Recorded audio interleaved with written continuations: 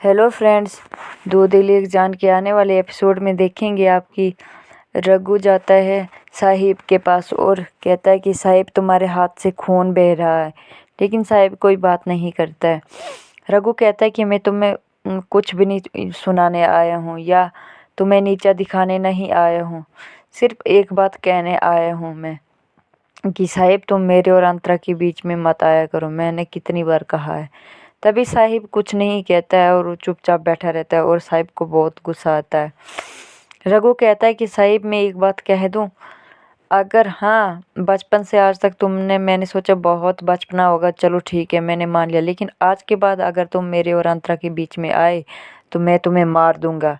आज अगर आई बीच में नहीं आती तो ये समझ लो कि मैं तुम्हें गोली मार देता।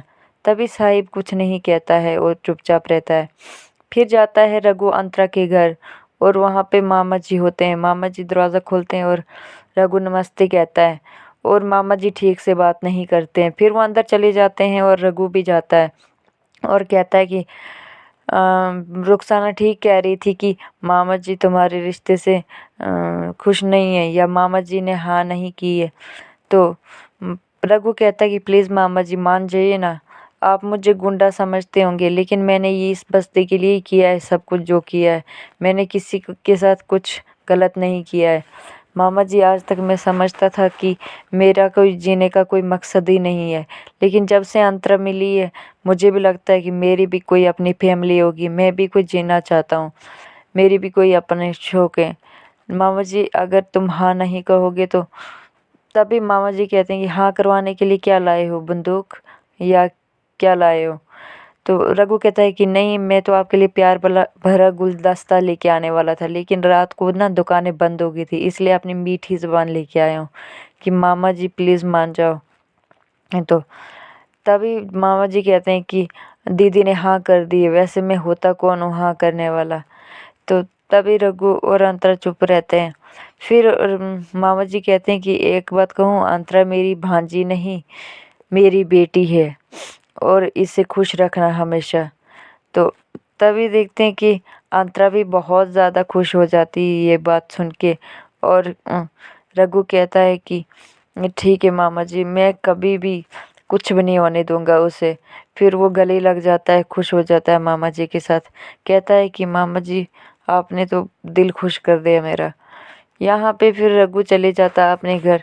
अंतरा बाहर निकलती है बैल्कनी में और रघु को मैसेज करती है। रघु भी अपने वहाँ पे बाहर होता है तो रघु भी बात करने लगता है।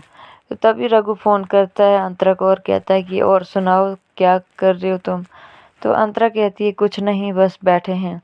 तभी रघु ने जो दाया माई ने रघु की चादर पर रखा था खत, वहाँ पे रघु को खत के ऊपर नज़र पड़ती है। तभी दया माई कहती है कि अभी तक तो खत पढ़ लिया होता रघु ने, तो फिर अभी तक कोई धमाका क्यों नहीं हुआ, क्यों नहीं पता चला। फिर अंतरा कहती है कि तुम ना ये चारपाई थोड़ी साइड पे रखो। तो रघु कहता है कि क्यों। अंतरा कहती है कि यहाँ से ना तुम मुझे दिखाई नहीं देते हो। तभी कहती है कि गुड नाइट। फिर दया माई खुद आ जाती है और देखती है कि रघु सो गया होता है और खत नीचे गिर गया था। फिर दया माई खुद खत ऊपर उठाती है और रघु को आवाज़ मारती है।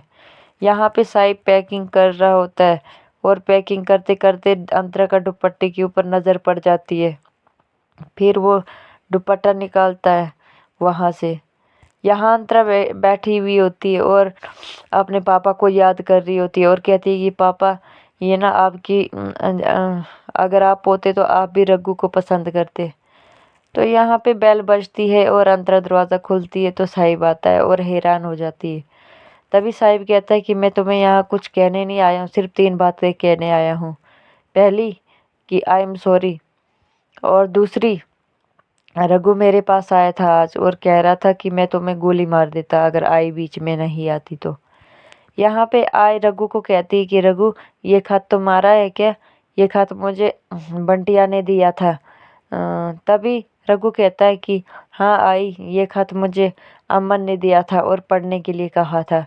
तो तभी आई कहती है कि हाँ ठीक है चलो तुम पढ़ लो। तभी रघु कहता है कि पता नहीं कहाँ चला गया अमन ये खत देके और क्या कहना चाहता था। फिर आई वहाँ से चले जाती है और कहती है कि अब देखना अब क्या होगा, अब होगा धमाका। तभी रघु खत खोलता है और देखता है कि खत में क्या लिखा हुआ है। तो यहाँ पे साहिब कहता है कि तीसरी बात, अगर मेरी चाहत के ऊपर किसी की नज़र डालती तो मैं आई क्या, अगर भगवान भी बीच में आ जाता ना तो मैं उसे भी नहीं बख्शता। बस यही फ़र्क है मेरे में और रघु में, क्योंकि आज अगर मेरी मोहब्बत के पीछे कोई पड़ा होता तो मैं उसको मार देता, भले ही कोई भी हो। फिर वहाँ से चले जाता है। फिर यहाँ देखते हैं कि रघु खोलता है खत और देखता है, पढ़ता है कि अमन ने लिखा था, जो कश्मीर में तुमने डब्बा रखा था उसमें कोई वो मेरा कोई दोस्त नहीं था, वो मेरा टारगेट था। और वो जो बक्सा तुमने घर के बाहर रखा था वो कोई गिफ्ट नहीं थी, उसमें बॉम्ब था। तो उसके साथ डॉक्टर कॉल की मौत हो गई। तभी रघु कहता है कि मैंने मिस कॉल के